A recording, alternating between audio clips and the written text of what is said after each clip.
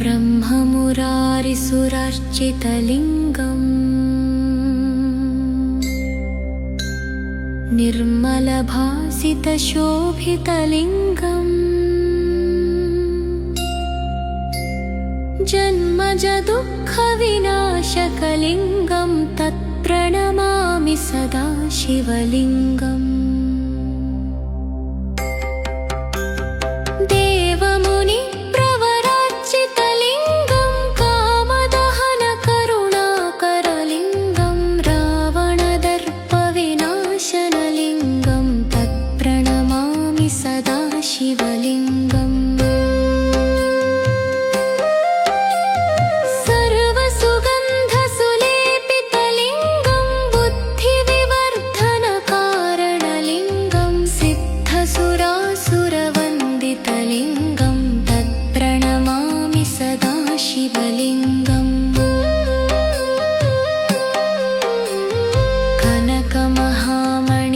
कनकमहामणिभूषितलिङ्गं फणिपतिवेष्टितशोभितलिङ्गं दक्षसूयज्ञविनाशनलिङ्गं तत्प्रणमामि सदा शिवलिङ्गम्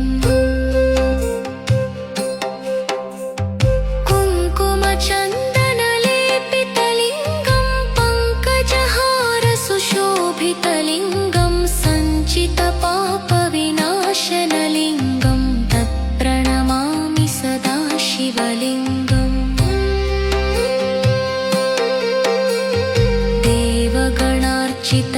देवगणार्चितसेवितलिङ्गं भावैर्भक्तिभिरेव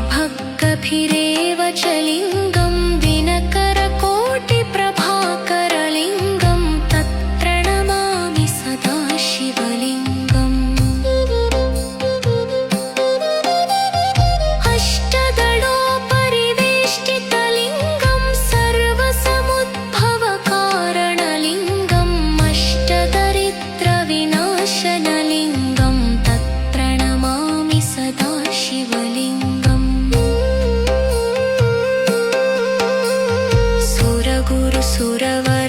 सुरगुरुसुरवरपूजितलिङ्गं सुरवनपुष्पसदार्चितलिङ्गं परमपदं परमात्मकलिङ्गं तत्प्रणमामि सदा शिवलिङ्गम्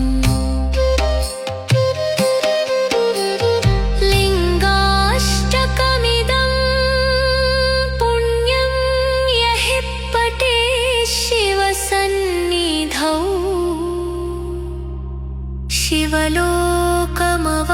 शिवलोकमवाप्नोति शिवेन सह मोदते।